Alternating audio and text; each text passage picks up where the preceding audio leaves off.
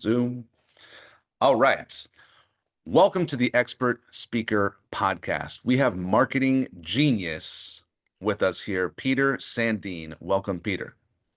Thanks for having me. So, you've been helping companies with messaging, with positioning, and you're helping companies improve their marketing. Let's start with what is messaging and what is positioning? I think there's as many definitions as there's people talking about those. The way that I think of positioning is roughly put, figure out who you're talking to and what you're asking them to buy or what you're asking them to do. And how do you then describe it is kind of a mix between positioning and messaging. I really think I kind of avoid a lot of these terms because people have so many assumptions of what they mean. And I just end up digging a little deeper into the what do you actually practically need? What do you need to be able to do effective marketing and approach it from that perspective? So for positioning, for you to be able to do effective marketing, you need to know how, like, who are you targeting? And more specifically, how do they view what you talk about? And you need to have an offer that is really appealing for them. It's really hard to do effective marketing if you're asking people to do something they don't actually want to do. And you need to know what motivates them to do it and what differentiates it in their eyes and so on. There's a lot of these like adjacent pieces. And the messaging is ultimately what do you need to get across with your marketing? Not the exact words, but what are the thoughts, the feelings, the beliefs? What are the things that people have to actually understand and believe so that they want to take the next step? That's roughly what it is about. But Want to take the kind next of step. like radiates to all the marketing you do. If you have any issues in any of those, it just hampers everything you do. I like starting with the most basic fundamental ideas of the what we're trying to solve for. And in business, there's marketing, there's sales, and then there's the delivery. You got your product, you got your service, you got to deliver it. And most of the people I know and I work with, they're great at the delivery. But the marketing and the sales is not what they want it to be. My simple definition of marketing is communication that gets customers. And the selling or sales is helping the buyer make a decision. And so if I understand like the motivation, a lot of people they have issues with the selling, they have issues with the marketing, and we can get into what those issues are. But when you've got great marketing and people just want your product because they can feel it and they want it, then sales is easy and business is easy. So, Peter, what makes marketing great and effective? Well, a lot of things. But simply put, if you're talking to people who really want what you're offering them and you know what you need to say so that they can understand it, that's it. Like They literally, got to that's it. understand it. And you talk to people that want what you have. Yeah. So there's this classic case of like if you ask people, different business owners, well, what would be an advantage you want? If you could have any advantage over your competitors, what would it be? And almost everyone talks about, well, we want to be able to produce this cheaper, or we want to have the biggest brand or the best known brand, or we want to have the best case studies or all these things. And or some people will say that we want our product to be better, as in more durable or more consistent or whatever. Very few people are going to point out that, well, we want a more hungry crowd. But it is much, Mm. much easier to make marketing effective if you're talking to people who are most likely to want to buy from you. And that's a sort of a combination of who you're talking to and what you're offering them. Because if you offer a different thing, then you should be talking to different people who are more likely to want it.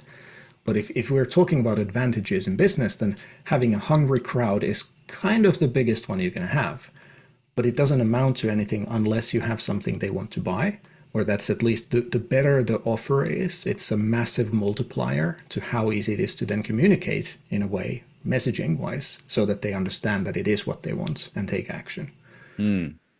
So when you work with a company and you go in knowing that we need to find the hungry crowd, is your approach typically to make the crowd hungry through advertisement and to develop No. a demand pool, or is it to find where the demand is and position yourself in front of the demand.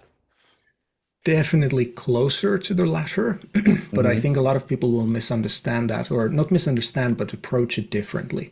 Usually, when people think about, well, where do we go? Where's the hungry crowd? They think in terms of demographics. They start looking at, well, how would these, let's say B2B side, how would a company need to look like for them to be likely to want to buy from us? So they need to be this size, or maybe I need to talk to someone with this title, or whatever it is. What I look at is how would that person who's making the buying decision need to look at the topic we're talking about so that they're very likely to want help with it, so that our solution is a natural fit to it. So for example, if they have had bad experiences with your competitors with delivery times, let's just say, and Hmm. you know that you have an extremely stringent method for getting the delivery times down, that's a great target for you because they've already had the pain. I mean, obviously, yes, there's an adjacent problem, which is that they might assume that you're also bullshitting them when you say that you have Uh, good delivery times. But uh-huh. if someone has a specific pain that you have an unusually good solution to, that's one way to find a very hungry crowd in this context. So I'm not necessarily only, and it might be a little naive to think that there always is a super hungry crowd, but there are certainly crowds whose viewpoints make it more likely that when they do see your offer, they think that, oh, that's what I've been looking for so long. I'm glad it finally found me. Rather Yeah. than looking at it and thinking, well, okay, let's hear your justification why I should care. So like Right. you're primarily going after people for whom your offer is such a natural fit that it is just easy for them to see that, yeah, I want that. Tell me more. Like this looks Right. promising. That's what I mean with Fantastic. the hungry crowd in most cases. Okay. Obviously, yeah, if you have a hot dog stand, then go stand outside a football game. Yeah. Like, yes, in some cases it is that simple. You go literally where the hungriest crowd is, who's least price sensitive and just least competition and so on. But I in like B2B this especially, analogy, this hungry crowd concept, and I like the idea of the hot dog stand outside the football stadium. Perfect visual for me. Like that guy's doing very well. Not because he has any intelligence other than where he put his cart, you know. yeah. I would love to apply your genius on marketing to a situation that my clients find themselves in as often as possible, which is that they're standing on a stage in front of an audience of hopefully a hungry crowd, potential clients, and they're giving a presentation. And I'm helping them figure out how to tell their story and how to make the speech really good. And our goal is to get people in the crowd to book sales calls. We don't always call them sales calls. We call them discovery calls, or we call them strategy calls, or clarity calls, or, you know, how do we end the speech? Usually there's a QR code or a send me a text message or send me an email. The worst call to action, in my opinion, is check out my website because it's not really telling people what to do. Now, something you mentioned before we got on this recording for podcasts is that you're working with companies sometimes that they're really good at converting their sales calls and making the sales on the call, but they're not getting enough calls booked.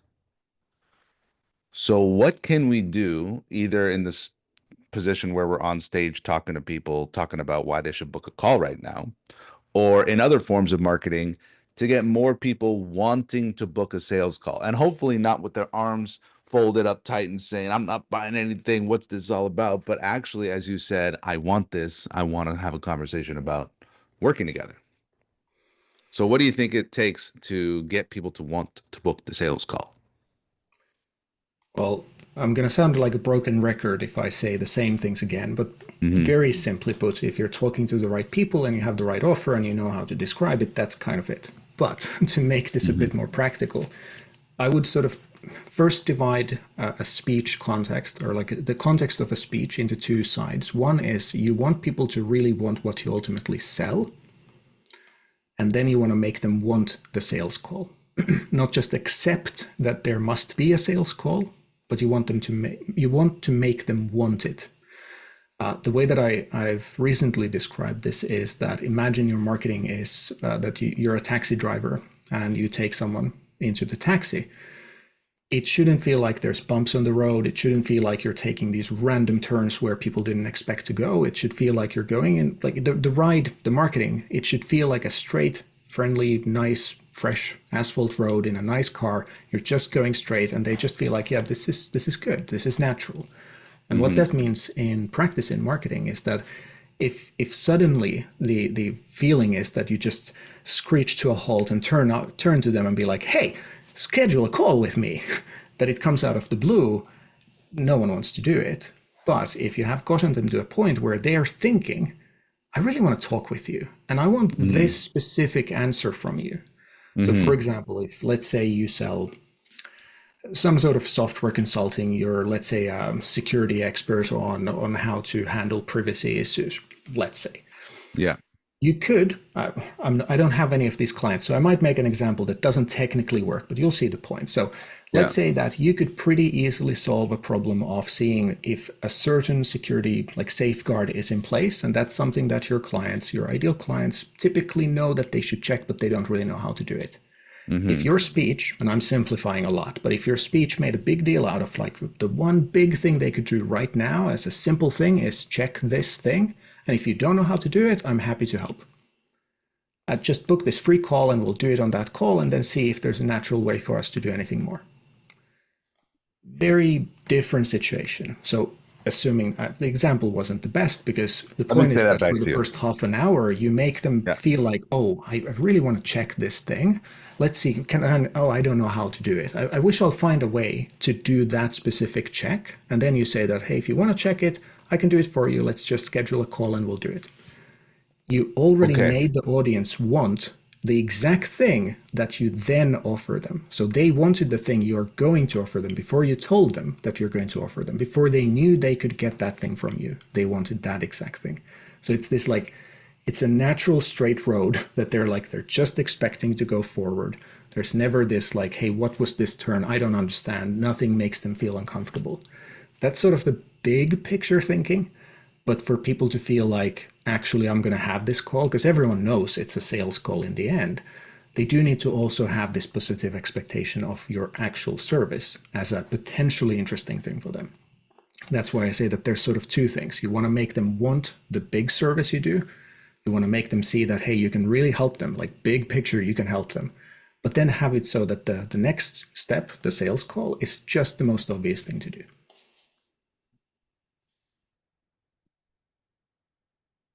Make them want the product or service that you sell. Make them want the sales call. Offer them something that can be valuable to them, but they might not know how to do it. And if they don't know how to do it, then they can do it with you.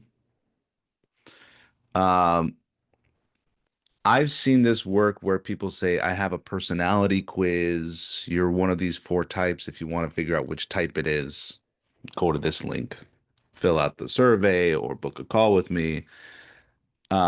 I personally offer something called an opportunity audit, which is a 28-point checklist we go through together to see what you might want to improve. And that's how I position my sales call. I say, we're going to do an opportunity audit to look at 28 things you might want to improve. Um, if you don't know how to do it, I'm happy to help. Great line. Everyone knows it's a sales call in the end, but at this point, they want what you sell. They want the call. Very good. Yeah. The idea is basically to set up the sales call to feel like a no loss option. Like there's just no way to lose if you get the call. Because you know that you're going to get this thing that you really want. This, whether Yeah. it is clarity, whether it is a specific outcome, whether it is an answer to a question, whether it is whatever. But there's you're also genuinely interested in what more this person could do.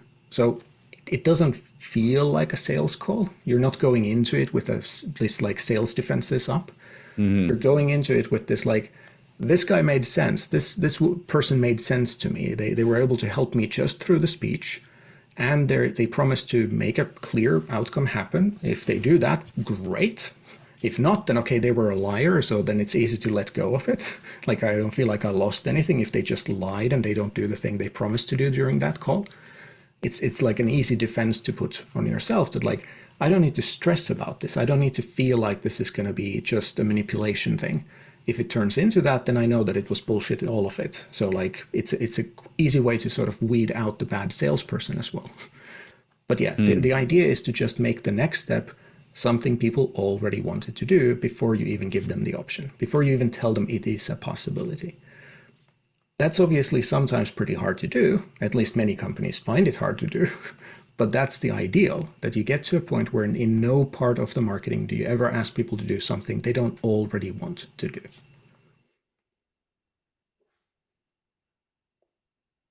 So when you work with a company, they're doing multiple millions and you're getting them to higher revenue numbers. What are some of the things that you typically do that have the biggest impact in creating that marketing and sales momentum? So a lot of my clients have hit some sort of a plateau, whether it is at 1 million or 5 million or 15 or whatever it is. They've usually hit some sort of a plateau after pretty easy going. That's usually the story, not always, but pretty commonly it is that, well, the last 4 years we've just kind of done all sorts of things and we got to this point and now we're not growing. And we've now tried for a year everything we could do, and nothing creates any increase in the sales. We're stuck at this point. And I would argue, and maybe this is a bit of a hammer salesman sees all the problems as nails, but I would argue, and at least the results seem to suggest that I'm right, that you're not then clear enough about how someone has to see the topic for them to be the hungry crowd, and or your offer isn't quite what they want. It might be what they need, and it might be what they describe openly. If you ask them to describe what they want, they're going to tell you they want what you offer. But do they really want it? Is it something that they're motivated to get? Are they willing to jump through burning hoops to get it? Is it that much of a perfect fit?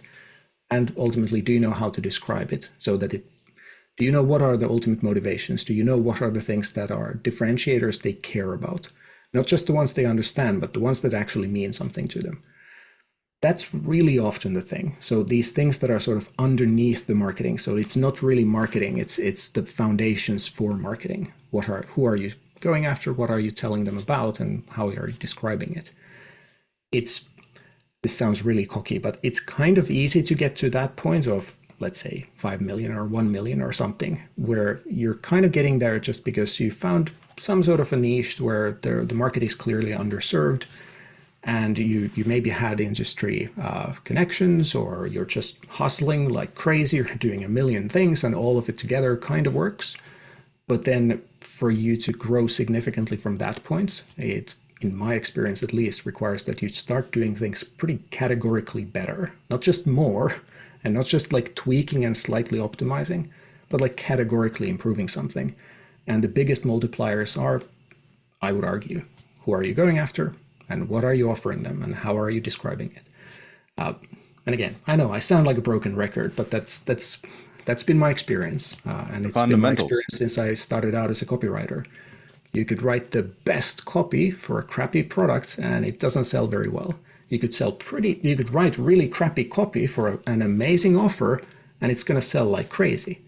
And the same thing is true with marketing. If you're going after the right people with the right offer, and you know what to say about it, then like, I don't care how well you optimize things. Like, you don't need to, because as soon as, if you're able to make people understand that you offer something they really want, the rest is relatively easy. And yes, I'm minimizing for dramatic effect the impact Yeah. of how well you optimize your targeting on Facebook, or how well what kind of story structure you use on advertisements, or a million other things. But ultimately, none of those things can compensate for talking to the wrong people, or trying to sell them something they don't really want, or describing it in ways that makes them go, oh, that's not for me.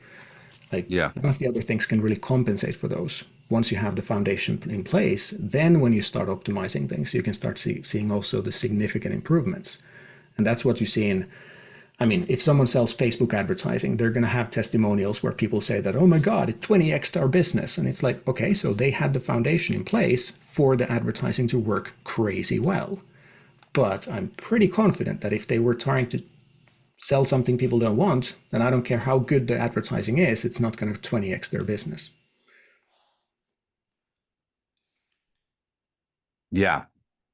The phrase putting lipstick on a pig is coming to me. You may have heard this one. It's like, a lot of the conversations I hear around marketing are around advertisement and funnel and website and copy and describing it well. And it's true that unless and until the prospect understands the value of the product or the service and it aligns that understanding to their desire, like as in they actually want it, until that happens, there is no sale.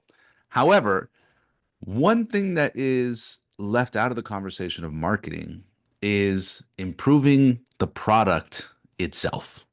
Because the product is a component of the marketing, the quality of the product, what the product is, improving the product instead of improving the advertisements and the copy, improving the product. And my question to you is, do you ever, as a marketer,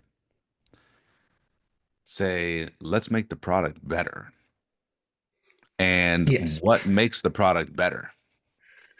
So I usually don't use the word product or service, but rather offer. And I try to differentiate between the actual thing people get and the whole package they're buying, including the pricing, the payment terms, the guarantees, the support, the bonuses, everything. Obviously, yes, sometimes we need to make the actual product or the actual service better or different, but it is also a lot about, well, how do you package it? How do you, well, offer?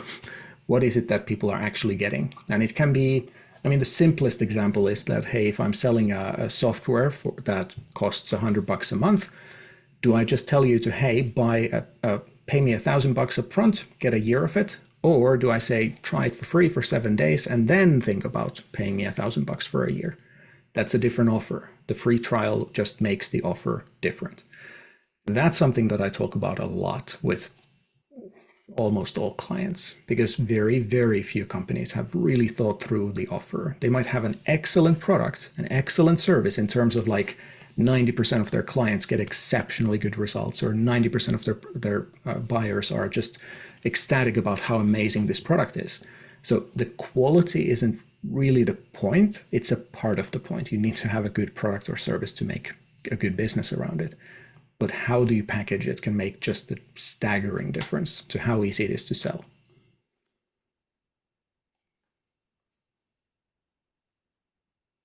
Yeah. I guess Okay. another way, if we go back to the speech and the idea is to get sales meetings out of it, Yeah. it is a sales call that you ask people to get anyway. It doesn't necessarily change. You might have even, let's say, a typical strategy call. Lots and lots of companies do this. They genuinely provide value. They will go over the client's website or the client's social media or the client's advertising or whatever it is that they could help with. They do a genuine like audit of what they're good at, what the problems are and all that. And they call it a Hmm. strategy meeting. Hmm. Just by calling it something different and highlighting a specific aspect of it, it doesn't change what they get or what they deliver in that free call, but it can entirely change the perception of it. So if you say that, well, we'll do an advertising audit. Let's say that we're running an advertising agency and we say that, hey, get your free advertising audit.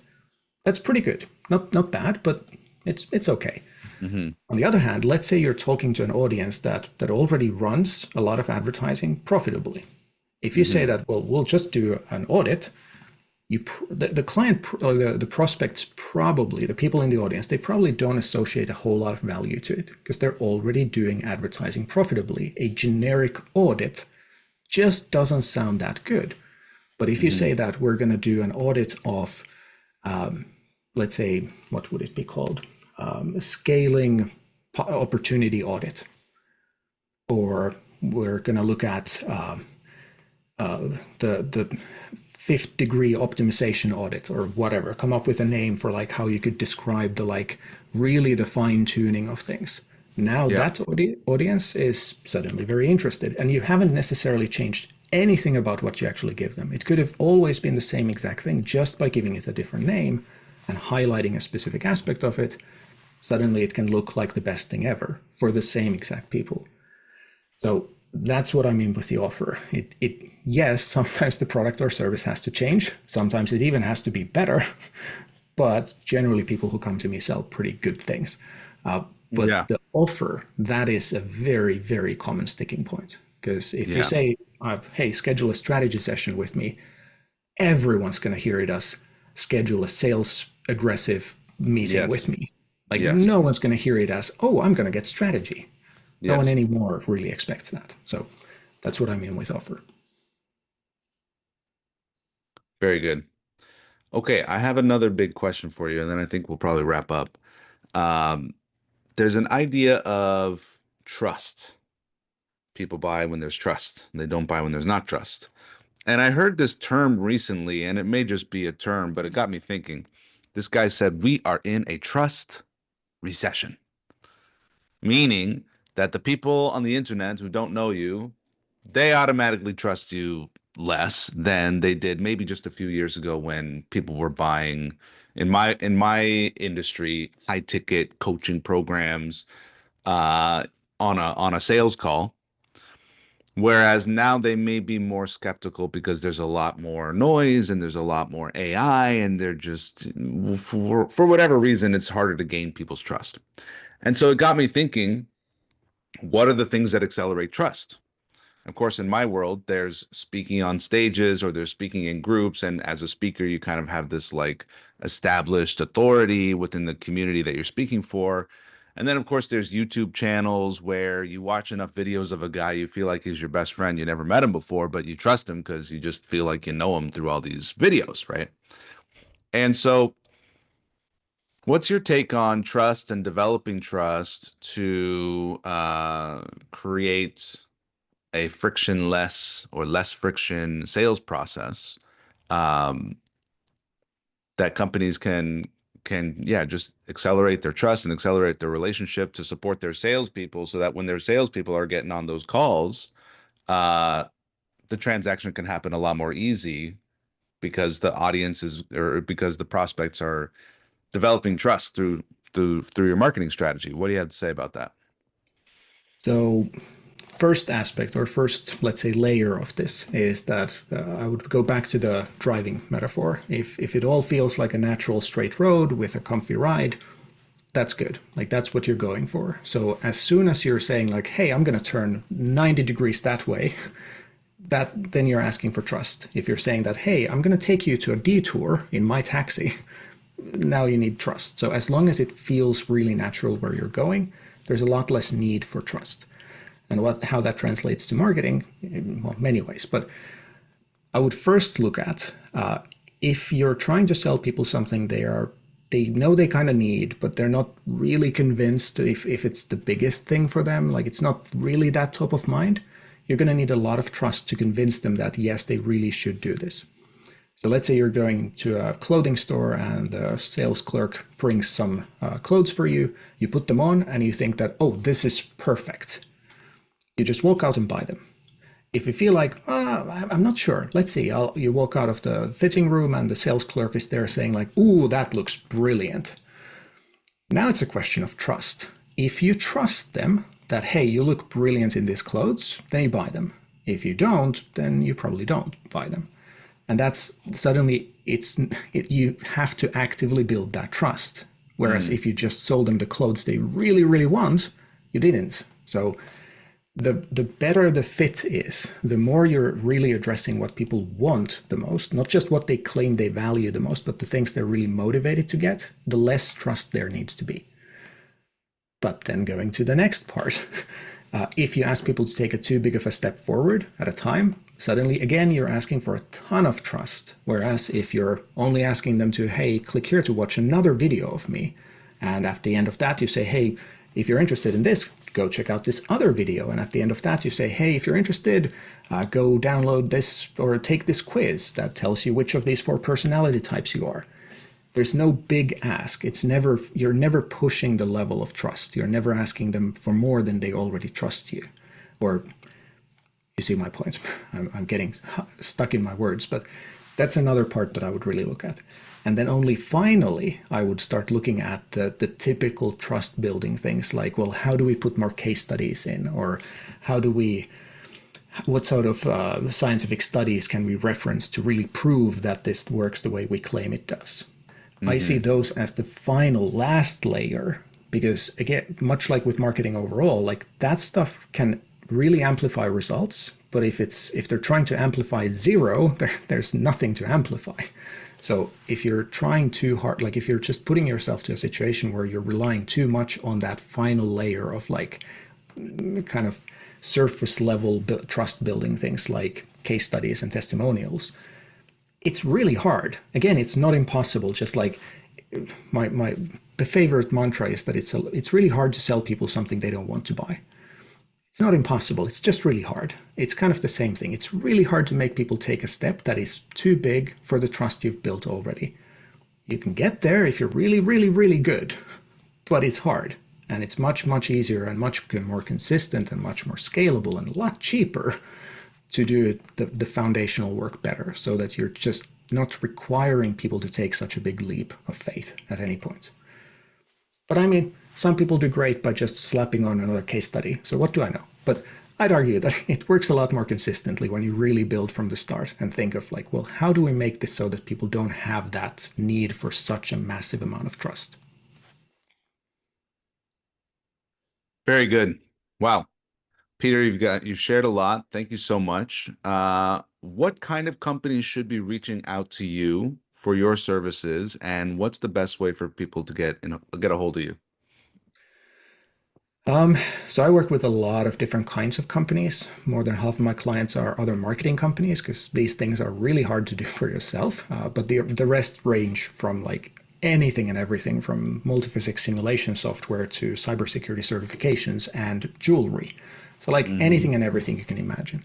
But typically 7, 8 figure range. So low 7 figures to multiple 8 figures is typical. Some even smaller, but that's the usual range. But what usually unites them is that they've hit some sort of a plateau. So if you feel like, well, the marketing you're doing now doesn't really take you to, you're not getting the results you're expecting from the marketing, and just doing more of it isn't either a sustainable option or it hasn't helped, that would be a very good time to reach out. And yeah, you can, hey, I have a free strategy call. Mm-hmm. No, but seriously, like just go to my website. I have free videos where I go into deeper, like just how do I approach these things. It should help you understand a little better what to look at and see if it resonates. If it does, great, let's talk. I have a nice audit there to wait for you, but just go check out if how I approach these things makes sense. And if it does, then maybe we're a good match and we'll find out. Thank you very much, Peter Sandeen. Yeah. And the website is petersandeen.com. Very imaginative. Very good. All right. And thank you for listening to the Expert Speaker Podcast.